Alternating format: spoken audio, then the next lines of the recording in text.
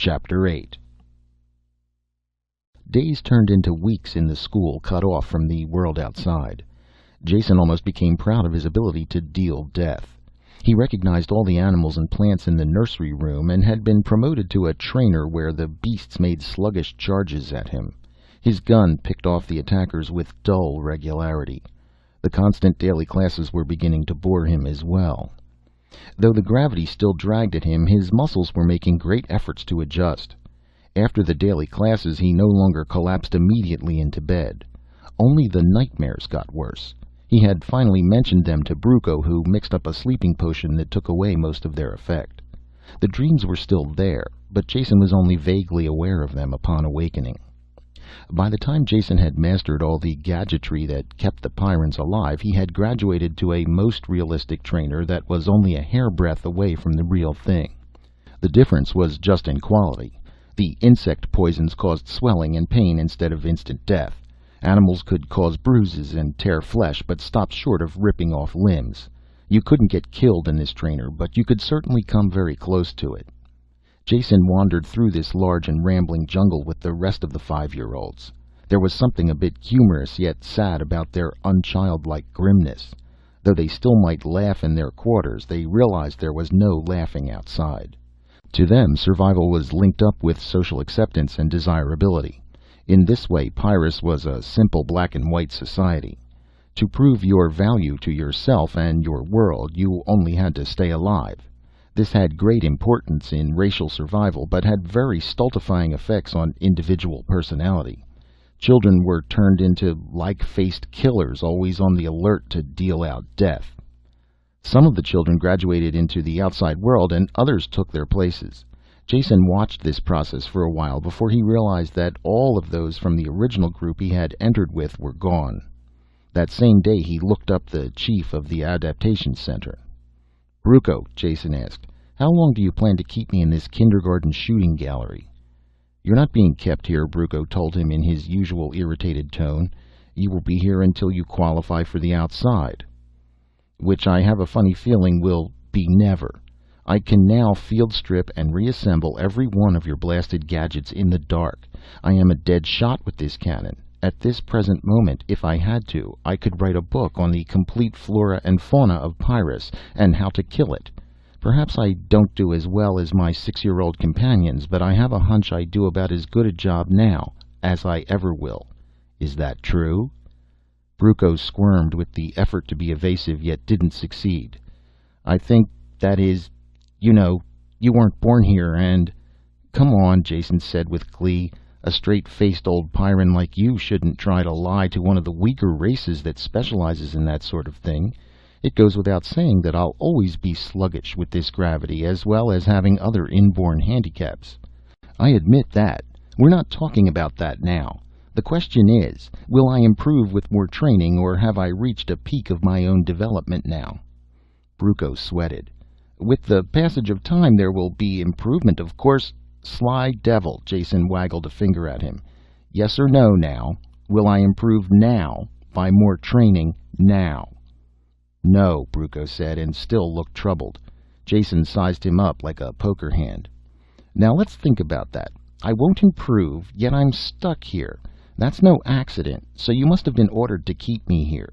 And from what I've seen of this planet, admittedly very little, I would say that Kerk ordered you to keep me here. Is that right?" "He was only doing it for your own sake," Bruco explained, "trying to keep you alive." "The truth is out," Jason said, "so let us now forget about it. I didn't come here to shoot robots with your offspring, so please show me the street door. Or is there a graduating ceremony first? Speeches, handing out school pins, sabers overhead?"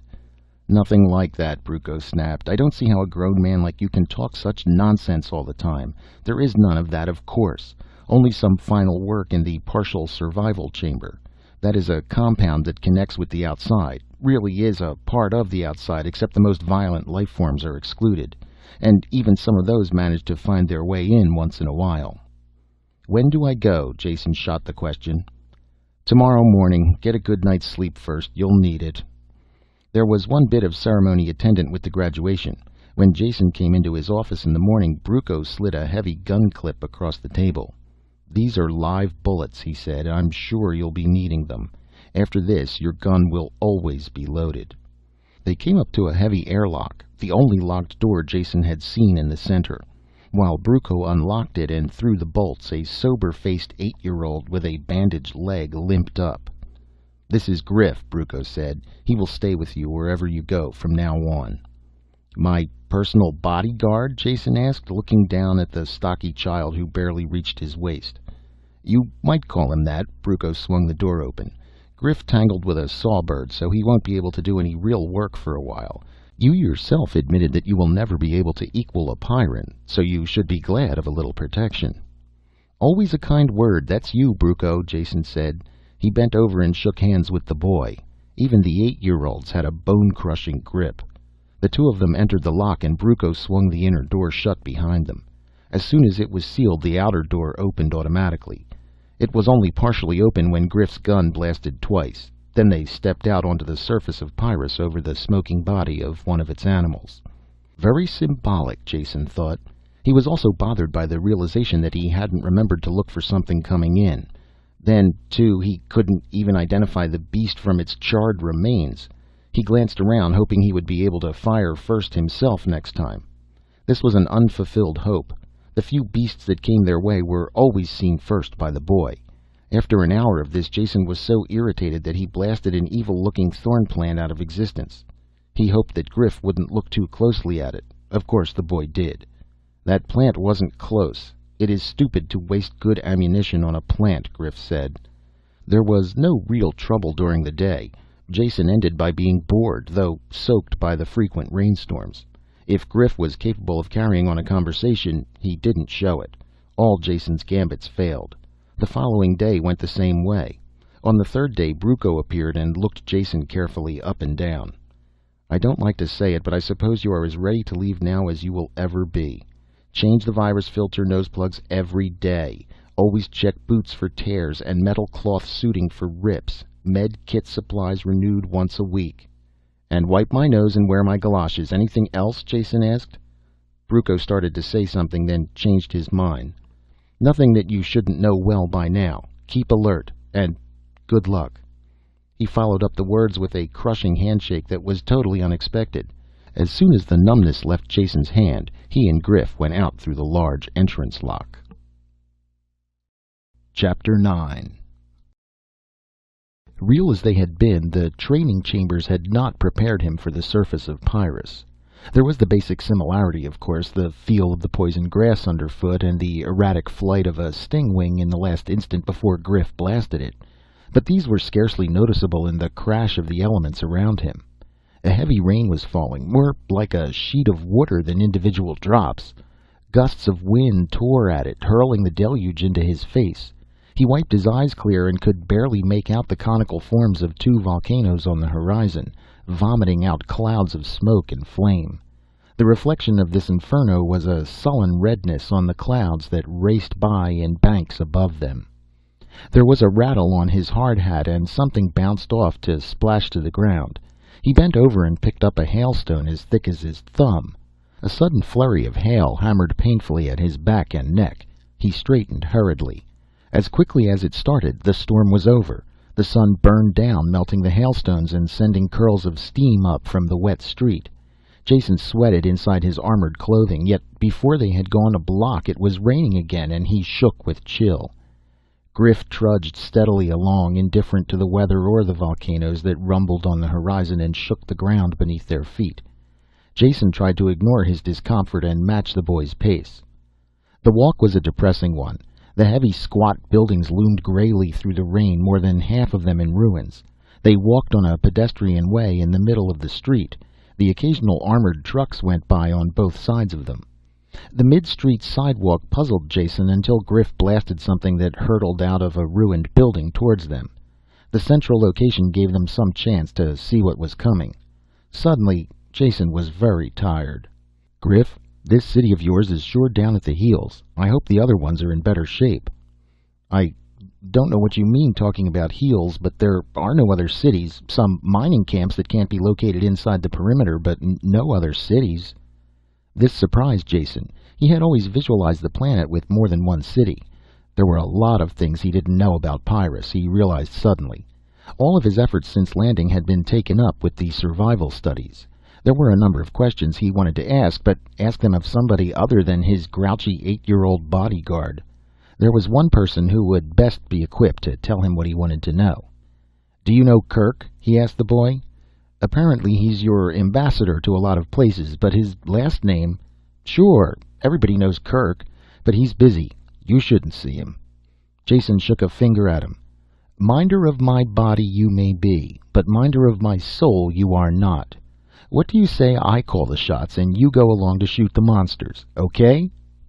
They took shelter from a sudden storm of fist-sized hailstones. Then with ill grace, Griff led the way to one of the larger central buildings. There were more people here, and some of them even glanced at Jason for a minute, before turning back to their business. Jason dragged himself up 2 flights of stairs before they reached a door marked Coordination and Supply. "Kerk in here?" Jason asked. "Sure," the boy told him. "He's in charge." "Fine. Now you get a nice cold drink or your lunch or something and meet me back here in a couple of hours. I imagine Kerk can do as good a job of looking after me as you can." The boy stood doubtfully for a few seconds, then turned away. Jason wiped off some more sweat and pushed through the door. There were a handful of people in the office beyond. None of them looked up at Jason or asked his business. Everything has a purpose on Pyrrus. If he came there, he must have had a good reason. No one would ever think to ask him what he wanted. Jason, used to the petty officialdom of 1,000 worlds, waited for a few moments before he understood. There was only one other door. He shuffled over and opened it. Kerk looked up from a desk strewed about with papers and ledgers. "I was wondering when you would show up," he said. "A lot sooner if you hadn't prevented it," Jason told him as he dropped wearily into a chair. "It finally dawned on me that I could spend the rest of my life in your bloodthirsty nursery school if I didn't do something about it. So, here I am." "Ready to return to the civilized worlds now that you've seen enough of Pyrrus?" "I am not," Jason said, "and I'm getting very tired of everyone telling me to leave. I'm beginning to think that you and the rest of the Pyrans are trying to hide something." Kerk smiled at the thought. "What could we have to hide? I doubt if any planet has as simple and one-directional an existence as ours."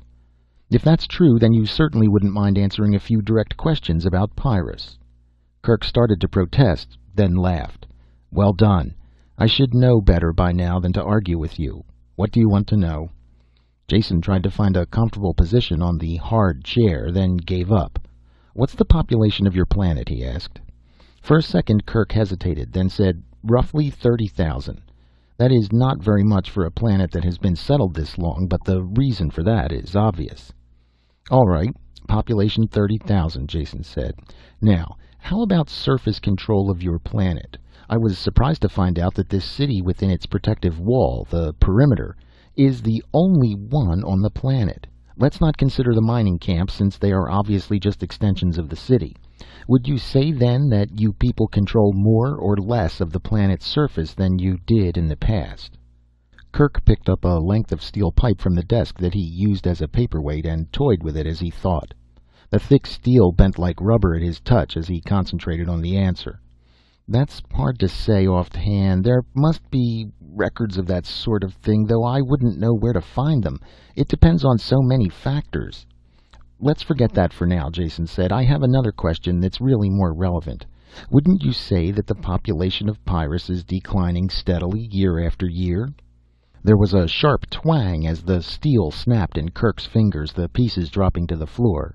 He stood over Jason, his hands extended towards the smaller man, his face flushed and angry. "Don't ever say that," he roared. "Don't let me ever hear you say that again." Jason sat as quietly as he could, talking slowly and picking out each word with care. His life hung in the balance. "Don't get angry, Kerk. I meant no harm. I'm on your side, remember? I can talk to you because you've seen much more of the universe than the Pyrans who have never left the planet. You are used to discussing things. You know that words are just symbols. We can talk and know you don't have to lose your temper over mere words." Kerk slowly lowered his arms and stepped away. Then he turned and poured himself a glass of water from a bottle on the desk. He kept his back turned to Jason while he drank. Very little of the sweat that Jason wiped from his sopping face was caused by the heat in the room. I'm, I'm sorry, I lost my temper, Kerk said, dropping heavily into his chair. Doesn't usually happen. Been working hard lately. Must have got my temper on edge. He made no mention of what Jason had said. Happens to all of us, Jason told him. I won't begin to describe the condition my nerves were in when I hit this planet.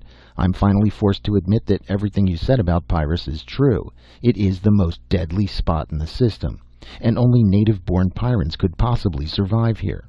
I can manage to fumble along a bit after my training, but I know I would never stand a chance on my own. You probably know I have an 8-year-old as a bodyguard. Gives a good idea of my real status here. Anger suppressed, Kerk was back in control of himself now. His eyes narrowed in thought. Surprises me to hear you say that. Never thought I would hear you admit that anyone could be better than you at anything. Isn't that why you came here, to prove that you were as good as any native-born Pyran? Score one for your side, Jason admitted. I didn't think it showed that much, and I'm glad to see your mind isn't as muscle-bound as your body. Yes, I'll admit that was probably my main reason for coming. That and curiosity. Kerk was following his own train of thoughts and puzzled where they were leading him. You came here to prove that you were as good as any native-born Pyran, yet you now admit that any 8-year-old can outdraw you. That just doesn't stack up with what I know about you. If you give with one hand, you must be taking back with the other. In what way do you still feel your natural superiority? Jason thought a long time before answering. I'll tell you, he finally said, but don't snap my neck for it. I'm gambling that your civilized mind can control your reflexes, because I have to talk about things that are strictly taboo on Pyrrus. In your people's eyes, I'm a weakling because I come from off-world. Realize, though, that this is also my strength. I can see things that are hidden from you by long association. You know, the old business of not being able to see the forest for the trees in the way? Kerk nodded agreement, and Jason went on. To continue the analogy further, I landed from an airship, and at first all I could see was the forest. To me, certain facts are obvious. I think that you people know them too, only you keep your thoughts carefully repressed. They are hidden thoughts that are completely taboo. I'm going to say one of them out loud now, and hope you can control yourself well enough not to kill me. Kerk's great hands tightened on the arms of his chair, the only sign that he had heard. Jason talked quietly and smoothly and easily as a lancet probing into a brain. Human beings are losing the war on Pyrrus. There is no chance they can win. They could leave for another planet, but that wouldn't be a victory. Yet, if they stay and continue this war, they only prolong a particularly bloody form of racial suicide. With each generation, the population drops, until eventually the planet will win. One arm of Kerk's plastic and steel chair tore loose under the crushing grasp of his fingers. He didn't notice it. The rest of his body was rock still, and his eyes fixed on Jason. Looking away from the fractured chair, Jason sought for the right words. This is not a real war, but a disastrous treating of symptoms, like cutting off cancerous fingers one by one. The only result can be ultimate death. None of you seems to realize that. All you see are the trees. It has never occurred to you that you could treat the causes of this war and end it forever. Kerk dropped the arm of the chair, clattering to the floor. He sat up, astonished. What the devil do you mean? You sound like a grubber. Jason didn't ask what a grubber was, but he filed the name. Call me a Pyran by adoption. I want this planet to survive as much as you do. I think this war can be ended by finding the causes and changing them, whatever they are. You're talking nonsense, Kerk said. This is just an alien world that must be battled. The causes are self-obvious facts of existence. No, they're not, Jason insisted. Consider for a second. When you are away for any length of time from this planet, you must take a refresher course to see how things have changed for the worse while you were gone. Well, that's a linear progression. If things get worse when you extend into the future, then they have to get better if you extend into the past. It is also good theory, though I don't know if the facts will bear me out, to say that if you extend it far enough into the past, you will reach a time when mankind and Pyrrus were not at war with each other. Kerk was beyond speech now, only capable of sitting and listening while Jason drove home the blows of inescapable logic. There is evidence to support this theory. Even you will admit that I, if I am no match for Pyrran life, am surely well versed in it. And all Pyrran flora and fauna I've seen have one thing in common. They're not functional. None of their immense armory of weapons is used against each other. Their toxins don't seem to operate against Pyrran life. They are good only for dispensing death to Homo sapiens, and that is a physical impossibility. In the 300 years that men have been on this planet, the life forms couldn't have naturally adapted in this manner. But they have done it, Kerk bellowed. You are so right, Jason told him calmly. And if they have done it, there must be some agency at work. Operating how? I have no idea, but something has caused the life on Pyrrus to declare war, and I'd like to find out what that something is. What was the dominant life form here when your ancestors landed? I'm sure I wouldn't know, Kerk said. You're not suggesting, are you, that there are sentient beings on Pyrrus other than those of human descent? Creatures who are organizing the planet to battle us? I'm not suggesting it. You are. That means you're getting the idea. I have no idea what caused this change, but I would sure like to find out, then see if it can be changed back. Nothing promised, of course. You'll agree, though, that it is worth investigating. Fist smacking into his palm, his heavy footsteps shaking the building, Kerk paced back and forth the length of the room. He was at war with himself. New ideas fought old beliefs. It was so sudden, and so hard not to believe. Without asking permission, Jason helped himself to some chilled water from the bottle and sank back into the chair, exhausted. Something whizzed in through the open window, tearing a hole in the protective screen. Kerk blasted it without changing stride, without even knowing he had done it. The decision didn't take long. Geared to swift activity, the big Pyrran found it impossible not to decide quickly. The pacing stopped, and a finger stabbed at Jason. I don't say you have convinced me, but I find it impossible to find a ready answer to your arguments. So until I do, we will have to operate as if they are true. Now, what do you plan to do? What can you do? Jason ticked the points off on his fingers. 1. I'll need a place to live and work that is well protected, so instead of spending my energies on just remaining alive, I can devote some study to this project. 2. I want someone to help me and act as a bodyguard at the same time. And someone, please, with a little more scope of interest than my present watchdog. I would suggest Meta for the job. Meta? Kerk was surprised. She is a space pilot and defense screen operator. What good could she possibly be on a project like this? The most good possible. She has had experience on other worlds and can shift her point of view, at least a bit. And she must know as much about this planet as any other educated adult and can answer any questions I ask. Jason smiled. In addition to which, she is an attractive girl whose company I enjoy. Kerk grunted. I was wondering if you would get around to mentioning that last reason. The others make sense, though, so I'm not going to argue. I'll round up a replacement for her and have Meta sent here. There are plenty of sealed buildings you can use. After talking to one of the assistants from the outer office, Kerk made some calls on the screen. The correct orders were quickly issued. Jason watched it all with interest. Pardon me for asking, he finally said, but are you the director of this planet? You just snap your fingers and they'll all jump? I suppose it looks that way, Kerk admitted, but that is just an illusion. No one is in complete charge on Pyrrus. Neither is there anything resembling a democratic system. After all, our total population is about the size of an army division.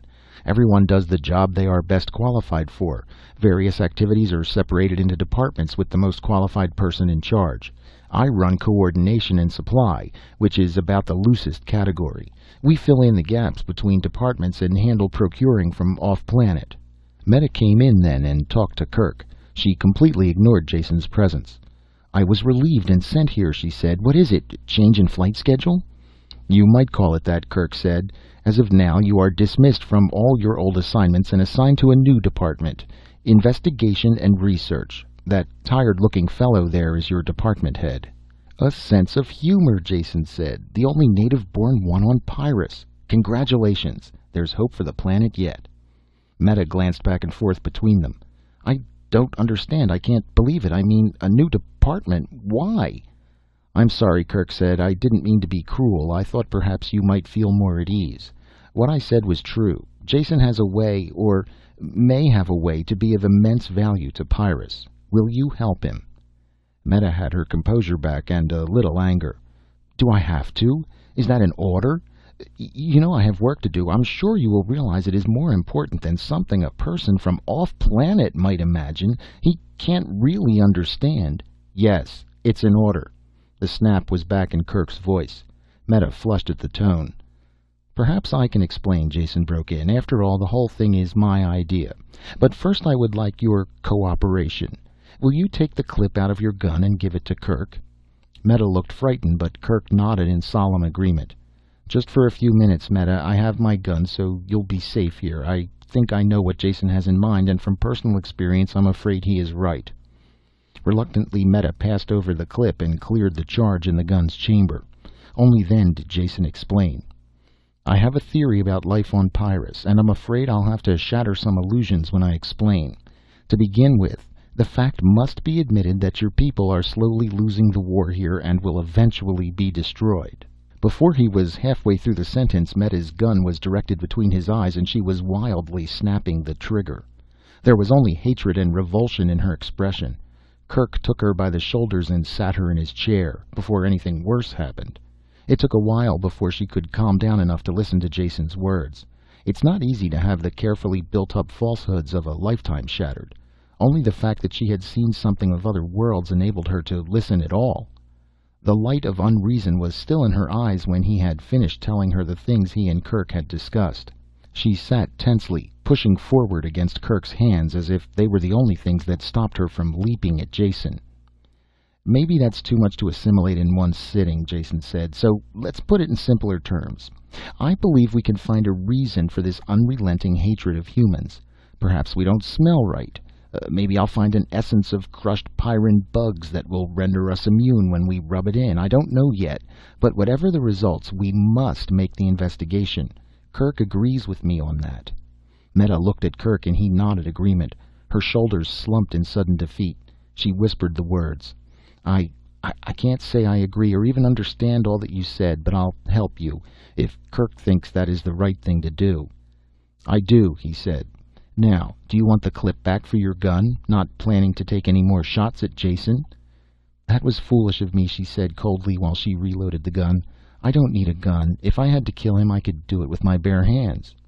"I love you too," Jason smiled at her. "Are you ready to go now?"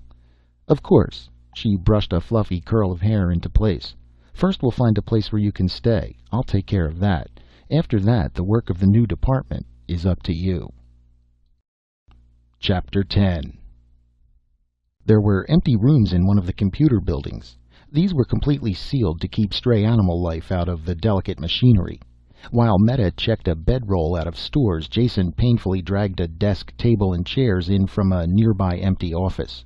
When she returned with a pneumatic bed, he instantly dropped on it with a grateful sigh. Her lip curled a bit at his obvious weakness. "Get used to the sight," he said. "I intend to do as much of my work as I can while maintaining a horizontal position. You will be my strong right arm.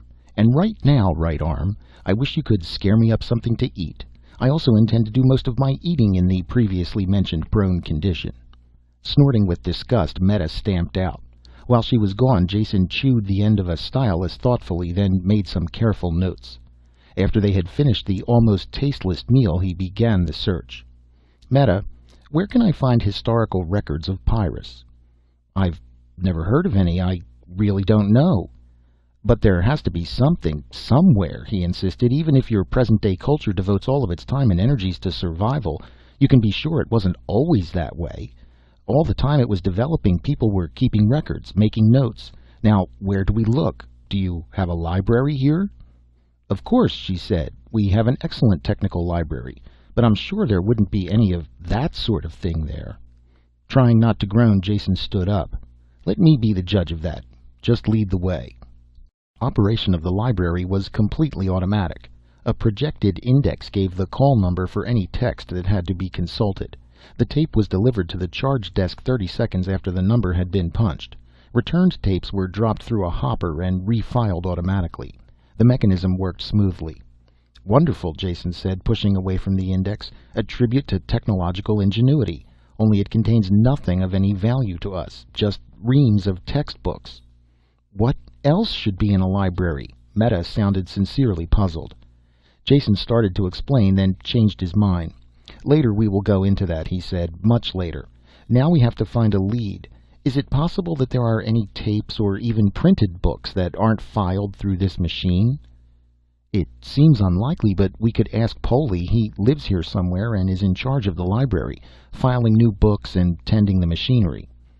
The single door into the rear of the building was locked, and no amount of pounding could rouse the caretaker.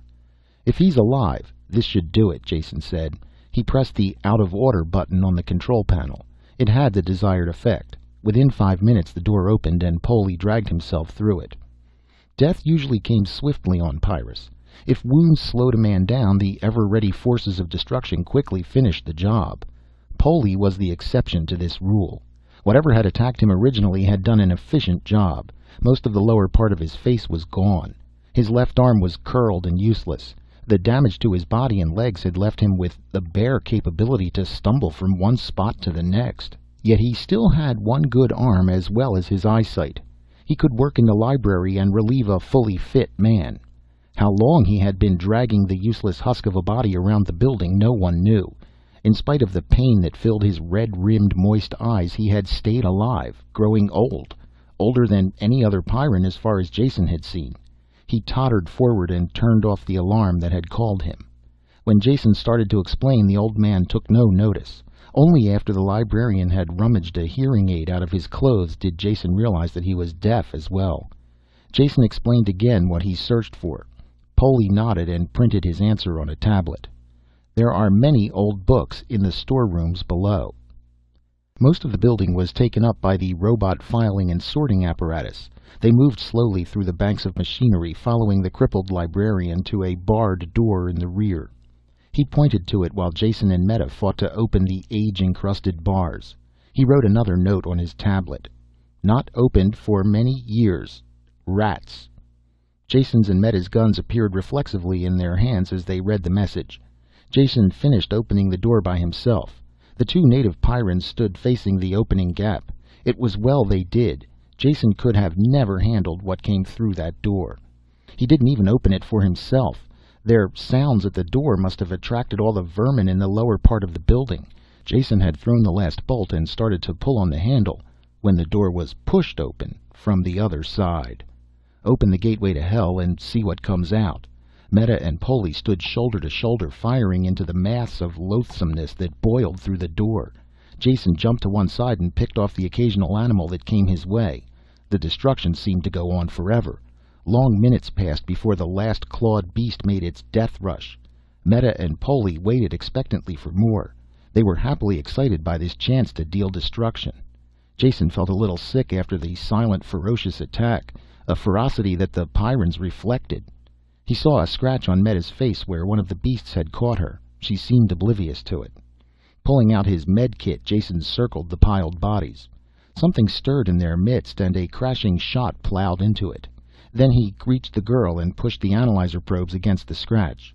The machine clicked and Meta jumped as the antitoxin needle stabbed down. She realized for the first time what Jason was doing. "Thank you," she said. Polly had a powerful battery lamp, and by unspoken agreement Jason carried it.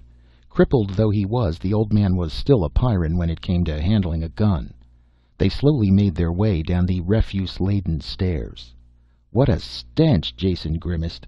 At the foot of the stairs they looked around. There had been books and records there at one time. They had been systematically chewed, eaten, and destroyed for decades. "I like the care you take with your old books," Jason said disgustedly. "They could have been of no importance," Meta said coolly, "or they would be filed correctly in the library upstairs." Jason wandered gloomily through the rooms. Nothing remained of any value. Fragments and scraps of writing and printing, never enough in one spot to bother collecting. With the toe of one armored boot he kicked angrily at a pile of debris, ready to give up the search. There was a glint of rusty metal under the dirt. "Hold this." He gave the light to Meta and began scratching aside the rubble. A flat metal box with a dial lock built into it was revealed. "Why, that's a log box," Meta said, surprised. "That's what I thought," Jason said. Chapter 11. Resealing the cellar, they carried the box back to Jason's new office. Only after spraying with decontaminant did they examine it closely. Meta picked out engraved letters on the lid. St. Pollux Victory. That must be the name of the spacer this log came from, but I don't recognize the class or whatever it is the initials ST stand for. Stellar Transport, Jason told her as he tried the lock mechanism. I've heard of them, but I've never seen one. They were built during the last wave of galactic expansion. Really nothing more than gigantic metal containers put together in space. After they were loaded with people, machinery, and supplies, they would be towed to whatever planetary system had been chosen. These same tugs and one-shot rockets would break the STs in for a landing, then leave them there. The hull was a ready source of metal, and the colonists could start right in building their new world. And they were big. All of them held at least 50,000 people. Only after he had said it did he realize the significance of his words. Meta's deadly stare drove it home. There were now less people on Pyrrus than had been in the original settlement. And human population without rigid birth controls usually increased geometrically. Jason dinAlit suddenly remembered Meta's itchy trigger finger. But we can't be sure how many people were aboard this one, he said hurriedly, or even if this is the log of the ship that settled Pyrrus. Can you find something to pry this open with? The lock is corroded into a single lump. Meta took her anger out on the box. Her fingers managed to force a gap between lid and bottom. She wrenched at it. Rusty metal screeched and tore. The lid came off in her hands, and a heavy book thudded to the table. The cover legend destroyed all doubt. Log of St. Pollux Victory, outward bound Satani to Pyrrus, 55,000 settlers aboard. Meta couldn't argue now. She stood behind Jason with tight clenched fists and read over his shoulder as he turned the brittle yellowed pages. He quickly skipped through the opening part that covered the sailing preparations and trip out. Only when he had reached the actual landing did he start reading slowly. The impact of the ancient words leaped out at him. Here it is, Jason shouted. Proof positive that we're on the right trail. Even you will have to admit that. Read it, right here. Second day since the tugs left. We are completely on our own now. The settlers still haven't grown used to the planet, though we have orientation talks every night, as well as the morale agents who I have working 20 hours a day. I suppose I really can't blame the people. They all lived in the underways of Satani, and I doubt if they saw the sun once a year. This planet has weather with a vengeance worse than anything I've seen on 100 other planets. Was I wrong during the original planning stages not to insist on settlers from one of the agrarian worlds, people who could handle the outdoors? These citified Satanis are afraid to go out in the rain. But of course they have adapted completely to their native 1.5 gravity, so the 2G here doesn't bother them much. That was the factor that decided us.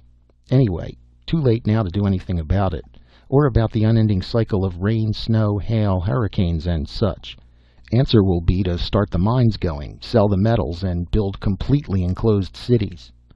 The only thing on this forsaken planet that isn't actually against us are the animals. A few large predators at first, but the guards made short work of them. The rest of the wildlife leaves us alone. Glad of that. They have been fighting for existence so long that I have never seen a more deadly-looking collection. Even the little rodents no bigger than a man's hand are armored like tanks.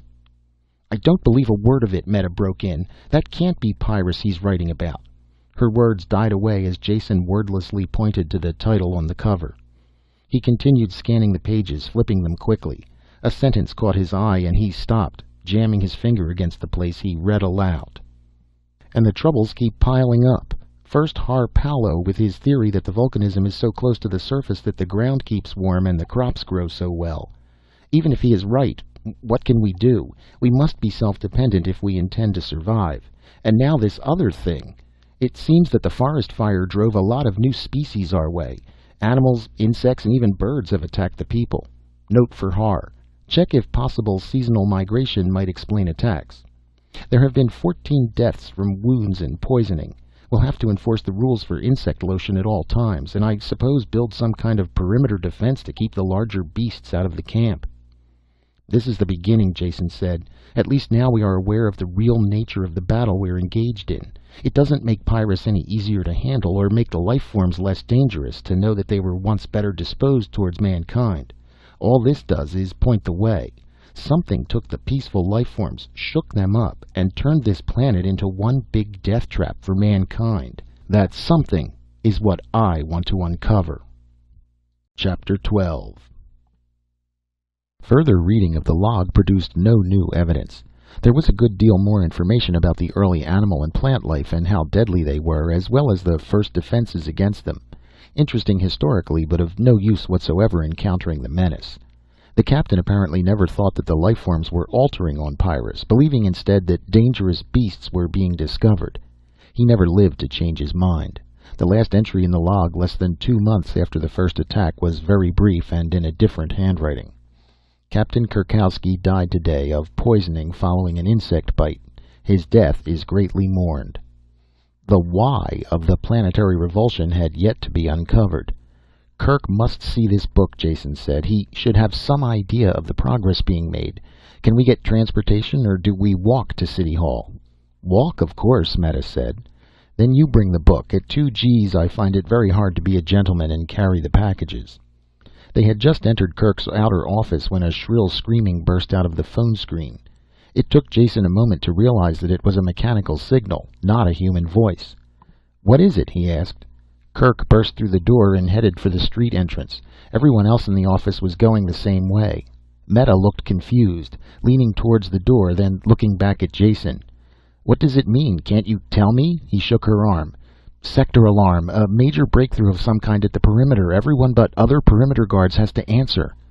Well, go then, he said. Don't worry about me. I'll be all right. His words acted like a trigger release. Meta's gun was in her hand and she was gone before he had finished speaking. Jason sat down wearily in the deserted office.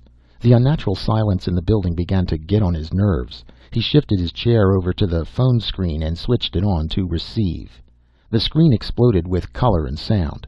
At first Jason could make no sense of it at all, just a confused jumble of faces and voices.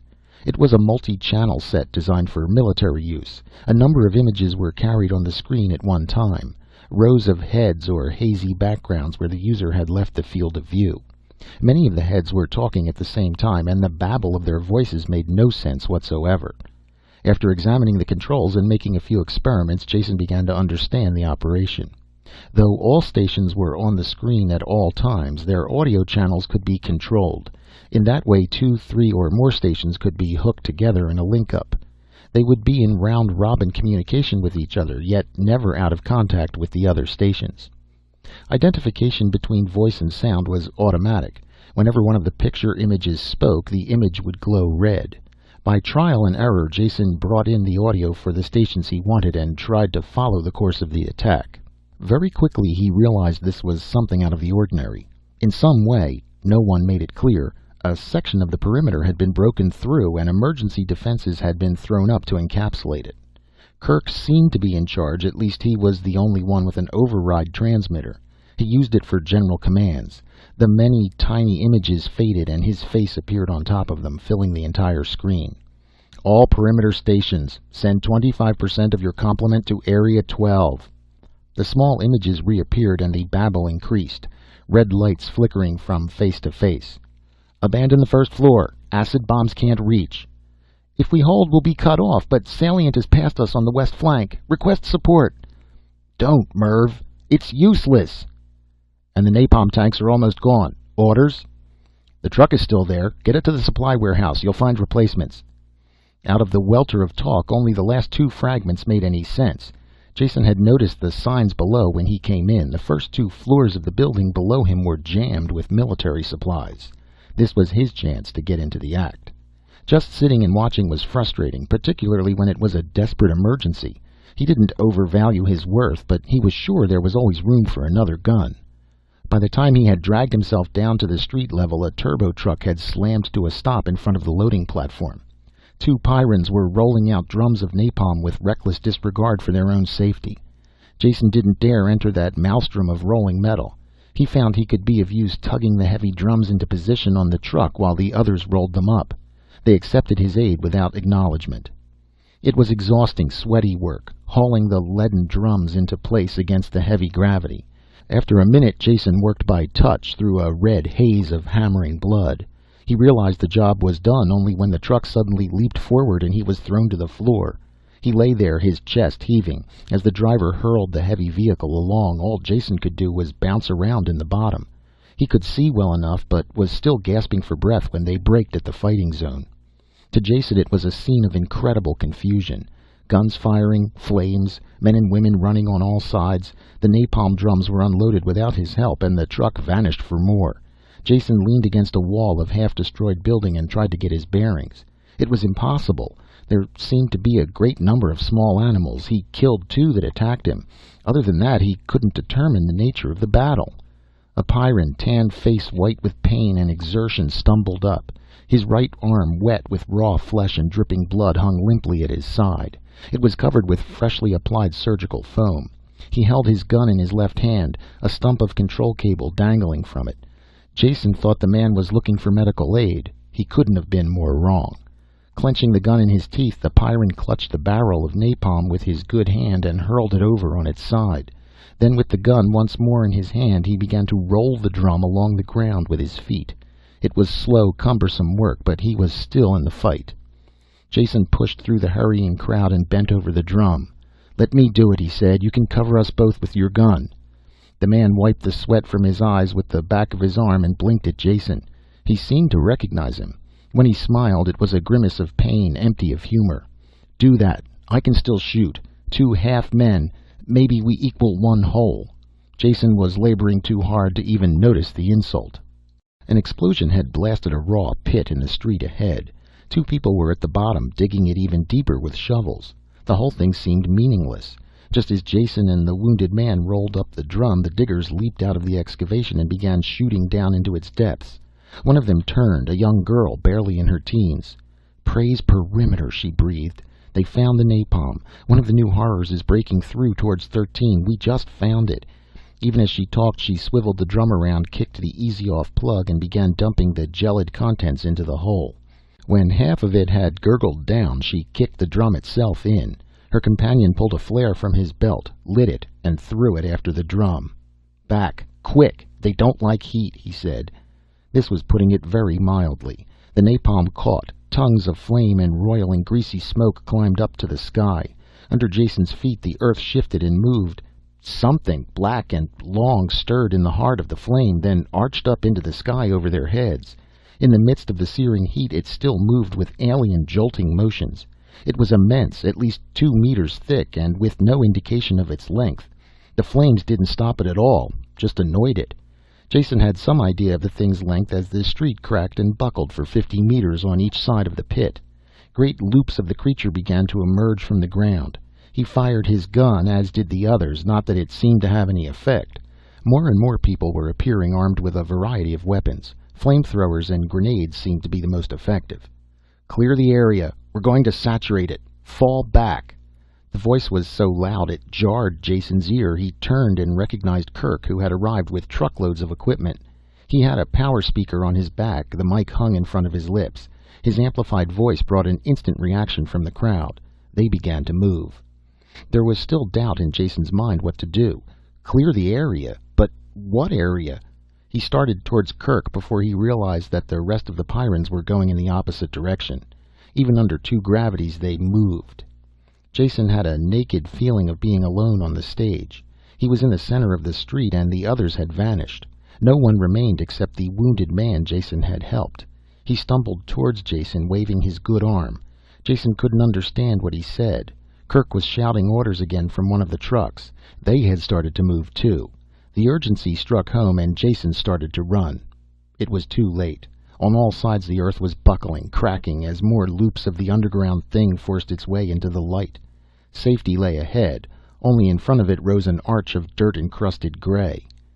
There are seconds of time that seem to last an eternity.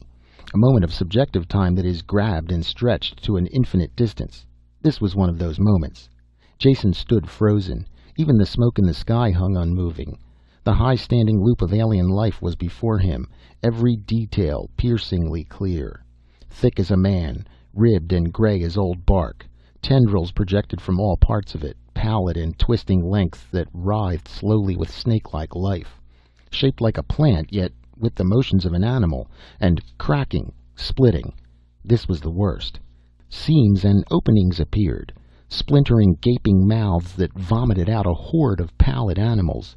Jason heard their shriekings, shrill yet remote. He He saw the needle-like teeth that lined their jaws. The paralysis of the unknown held him there. He should have died. Kerk was thundering at him through the power speaker. Others were firing into the attacking creature. Jason knew nothing. Then he was shot forward, pushed by a rock-hard shoulder. The wounded man was still there, trying to get Jason clear, gun clenched in his jaws. He dragged Jason along with his good arm, towards the creature. The others stopped firing. They saw his plan, and it was a good one. A loop of the thing arched into the air, leaving an opening between its body and the ground.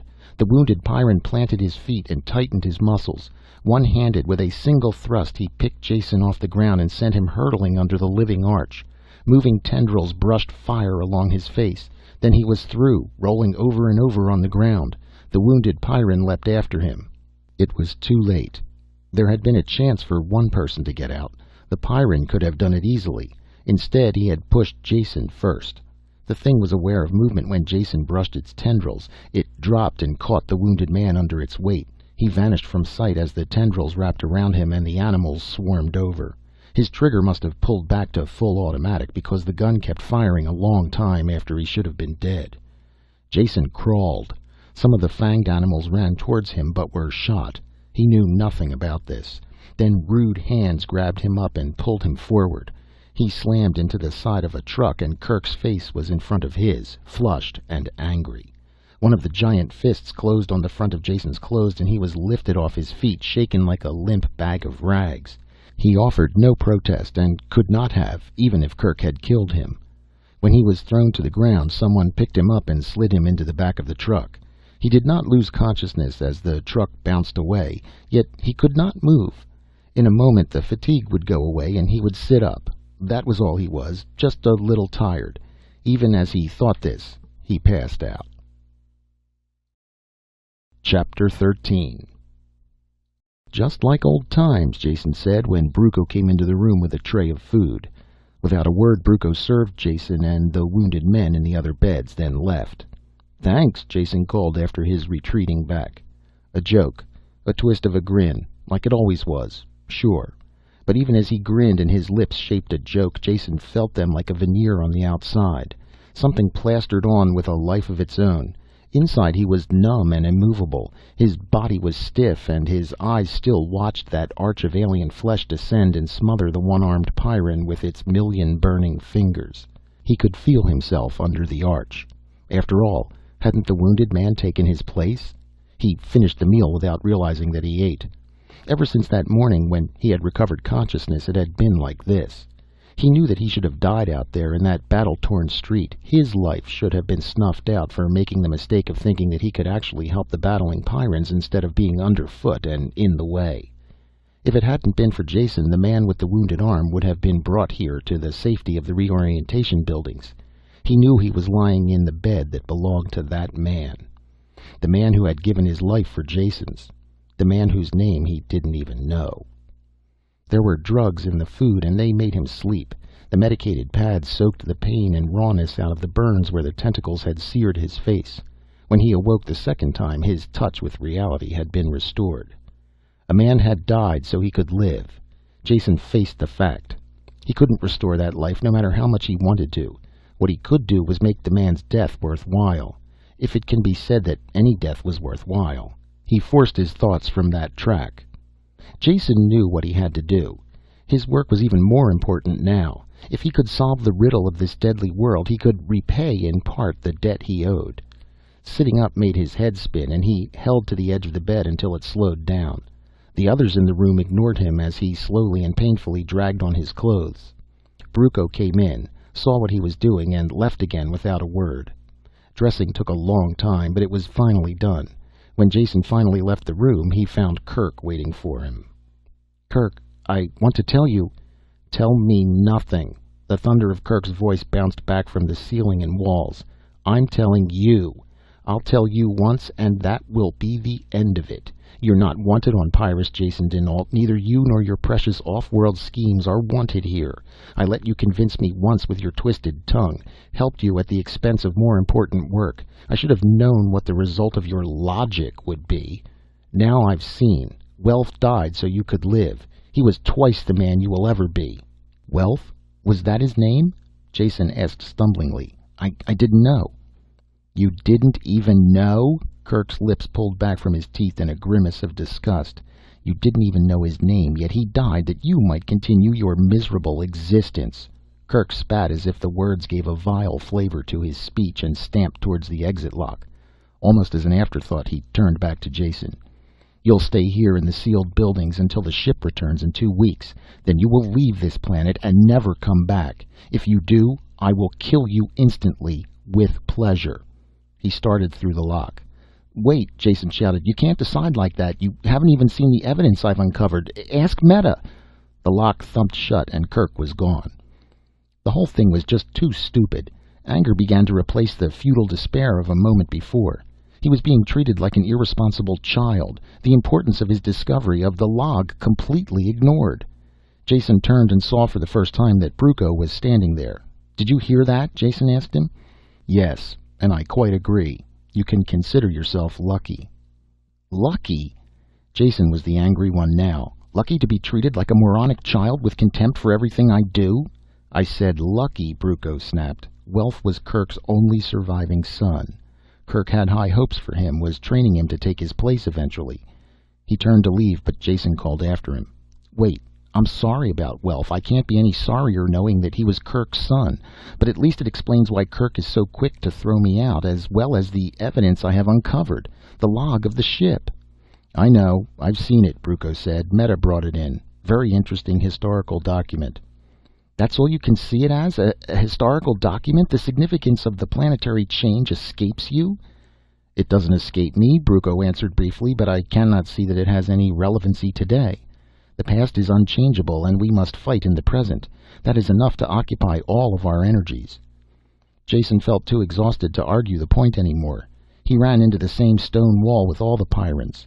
Theirs was a logic of the moment. The past and the future unchangeable, unknowable, and uninteresting. How's the perimeter battle going? He asked, wanting to change the subject. Finished, or in the last stages at least. Bruco was almost enthusiastic as he showed Jason some stereos of the attackers. He did not notice Jason's repressed shudder. This was one of the most serious breakthroughs in years, but we caught it in time. I hate to think what would have happened if they hadn't been detected for a few weeks more. What are those things? Jason asked. Giant snakes of some kind? Don't be absurd, Bruco snorted. He tapped the stereo with his thumbnail. Roots. That's all. Greatly modified, but still roots.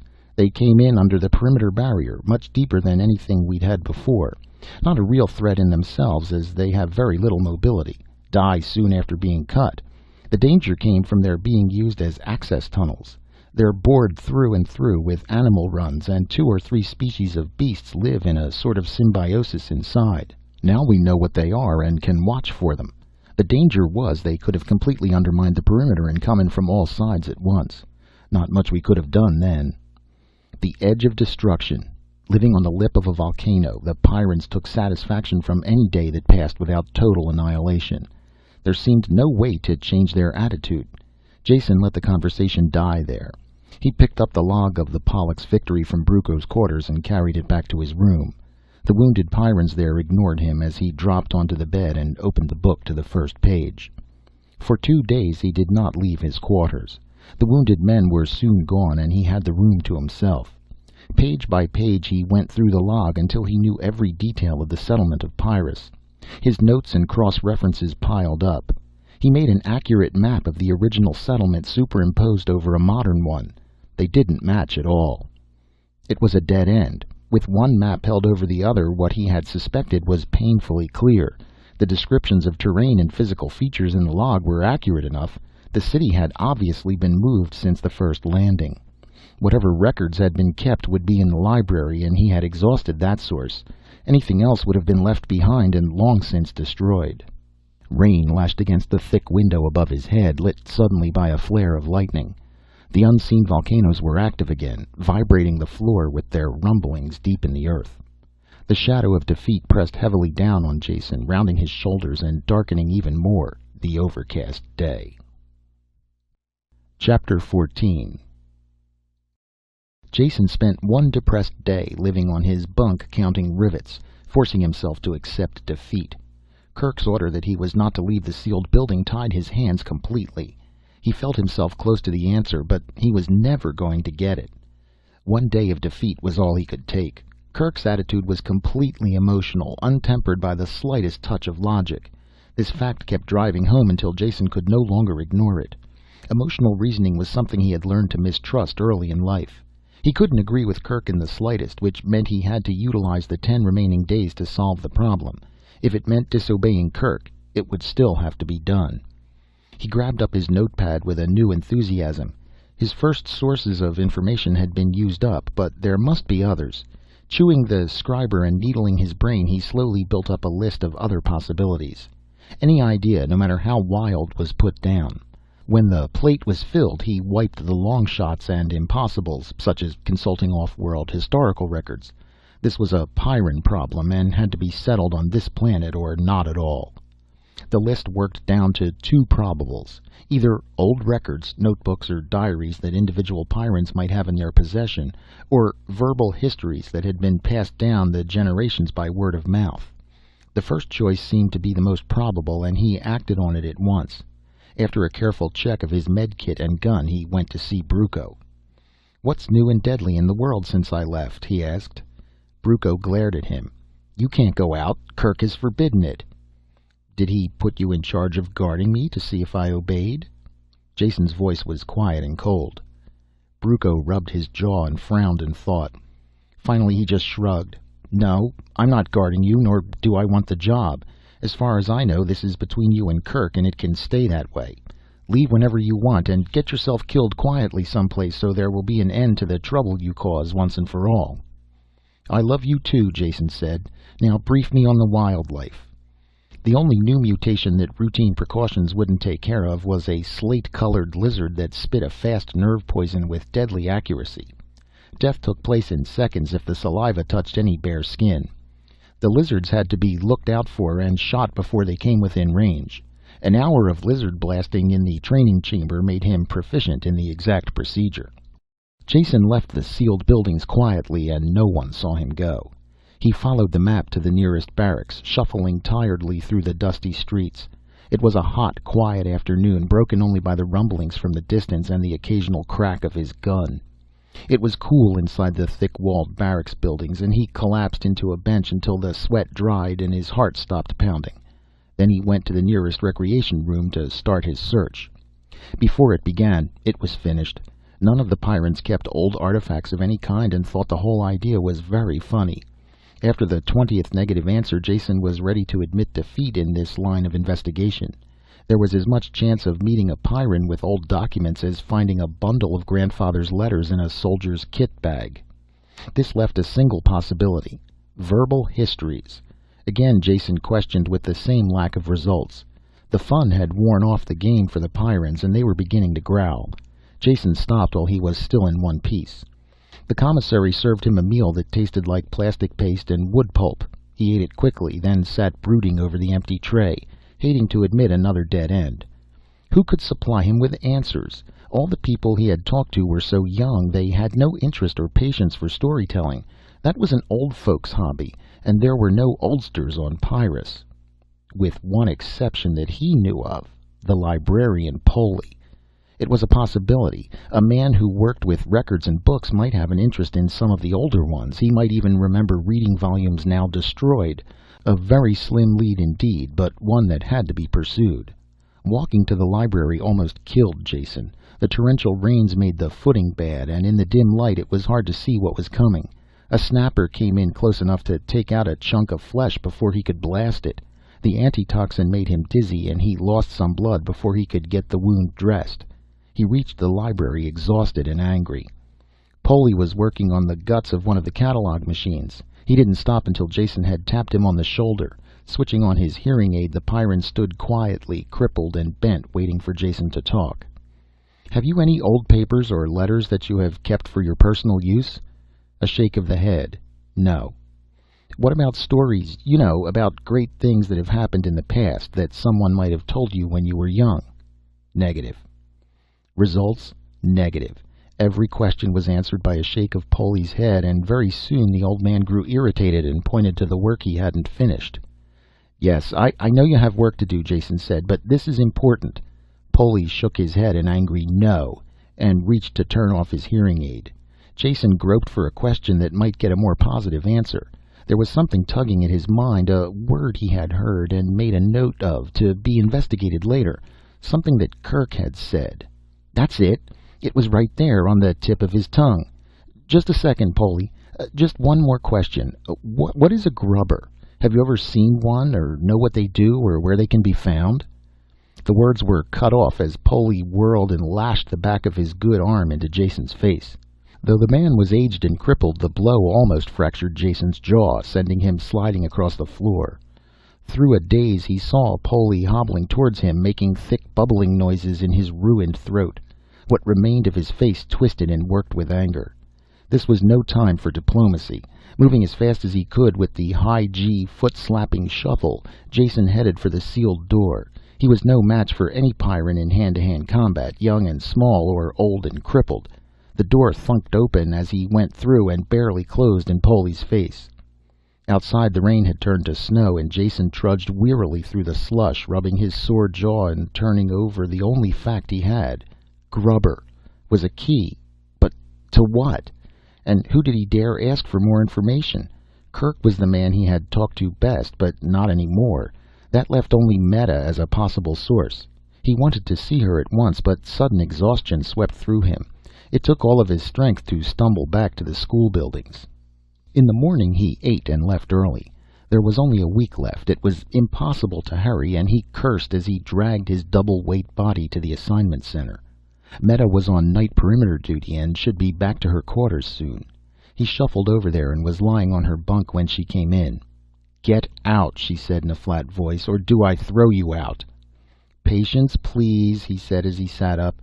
"Just resting here until you came back. I have a single question, and if you will answer it for me, I'll go and stop bothering you." "What is it?" she asked, tapping her foot with impatience, but there was also a touch of curiosity in her voice. Jason thought carefully before he spoke. "Now, please, don't shoot me. You know I'm an off-worlder with a big mouth, and you have heard me say some awful things without taking a shot at me. Now I have another one. Will you please show your superiority to the other people of the galaxy by holding your temper and not reducing me to component atoms?" His only answer was a tap of the foot, so he took a deep breath and plunged in. "What is a grubber?" For a long moment she was quiet, unmoving. Then she curled her lips back in disgust. "You find the most repulsive topics." "That may be so," he said, "but it still doesn't answer my question." "It's, well, the sort of thing people just don't talk about." "I do," he assured her. "Well, I don't. It's the most disgusting thing in the world, and that's all I'm going to say. Talk to Cranon, but not to me." She had him by the arm while she talked, and he was half dragged into the hall. The door slammed behind him, and he muttered, "Lady Wrestler," under his breath. His anger ebbed away as he realized that she had given him a clue in spite of herself. Next step? Find out who or what Cranon was. Assignment Center listed a man named Cranon and gave his shift number and work location. It was close by, and Jason walked there. A large cubicle and windowless building with a single word, "Food," next to each of the sealed entrances. The small entrance he went through was a series of automatic chambers that cycled him through ultrasonics, ultraviolet, anti-bio spray, rotating brushes, and 3 final rinses. He was finally admitted, damper but much cleaner, to the central area. Men and robots were stacking crates, and he asked one of the men for Cranon. The man looked him up and down coldly and spat on his shoes before answering. Cranon worked in a large storage bay by himself. He was a stocky man in patched coveralls whose only expression was one of intense gloom. When Jason came in, he stopped hauling bales and sat down on the nearest one. The lines of unhappiness were cut into his face and seemed to grow deeper while Jason explained what he was after. All the talk of ancient history on Pyrrus bored him as well, and he yawned openly. When Jason finished, he yawned again and didn't even bother to answer him. Jason waited a moment, then asked again, "I said, do you have any old books, papers, recordings, that sort of thing?" "You sure picked the right guy to bother, off-worlder," was his only answer. "After talking to me, you're going to have nothing but trouble." "Why is that?" Jason asked. "Why?" For the first time he was animated with something besides grief. "I'll tell you why. I made one mistake, just one, and I get a life sentence. For life. How would you like that? Just me alone, being by myself all the time, even taking orders from grubbers." Jason controlled himself, keeping the elation out of his voice. "Grubbers? What are grubbers?" The enormity of the question stopped Krannon. It seemed impossible that there could be a man alive who had never heard of grubbers. Happiness lifted some of the gloom from his face as he realized that he had a captive audience who would listen to his troubles. Grubbers are traitors, that's what they are. Traitors to the human race, and they ought to be wiped out, living in the jungle, the things they do, with the animals. "You mean they're people? Pyrans like yourself?" Jason broke in. "Not like me, mister. Don't make that mistake again if you want to go on living. Maybe I dozed off on guard once, so I got stuck with this job. That doesn't mean I like it or like them. They stink, really stink. And if it wasn't for the food we get from them, they'd all be dead tomorrow. That's the kind of killing job I could really put my heart into." "If they supply you with food, you must give them something in return." "Trade goods, beads, knives, the usual things. Supply sends them over in cartons, and I take care of the delivery." "How?" Jason asked. "By armored truck to the delivery site. Then I go back later to pick up the food they've left in exchange." "Can I go with you on the next delivery?" Krannon frowned over the idea for a minute. "Yeah, I suppose it's all right if you're stupid enough to come. You can help me load. They're between harvests now, so the next trip won't be for 8 days." "But that's after the ship leaves. It'll be too late. Can't you go earlier?" "Don't tell me your troubles, mister," Krannon grumbled, climbing to his feet. "That's when I go, and the date's not changing for you." Jason realized that he had got as much out of the man as was possible for one session. He started for the door, then turned. "One thing," he asked. Just what do these savages, the grubbers, look like?" "How do I know?" Krannon snapped. "I trade with them. I don't make love to them. If I ever saw one, I'd shoot him down on the spot." He flexed his fingers and his gun jumped in and out of his hand as he said it. Jason quietly let himself out. Lying on his bunk, resting his gravity-weary body, he searched for a way to get Krannon to change the delivery date. His millions of credits were worthless on this world without currency. If the man couldn't be convinced, he had to be bribed. With what? Jason's eyes touched the locker where his off-world clothing still hung, and he had an idea. It was morning before he could return to the food warehouse, and one day closer to his deadline. Krannon didn't bother to look up from his work when Jason came in. "Do you want this?" Jason asked, handing the outcast a flat gold case inset with a single large diamond. Krannon grunted and turned it over in his hands. "A toy," he said. "What's it good for?" "Well, when you press this button you get a light." A flame appeared through a hole in the top. Krannon started to hand it back. "What do I need a little fire for? Here, keep it." "Wait a second," Jason said. "That's not all it does. When you press the jewel in the center, one of these comes out." A black pellet the size of his fingernail dropped into his palm. "A grenade, made of solid ultranite. Just squeeze it hard and throw. 3 seconds later it explodes with enough force to blast open this building." This time Krannon almost smiled as he reached for the case. Destructive and death-dealing weapons are like candy to a Pyrran. While he looked at it, Jason made his offer. "The case and bombs are yours if you move the date of your next delivery up to tomorrow and let me go with you." "Be here at 0500, Krannon said. "We leave early."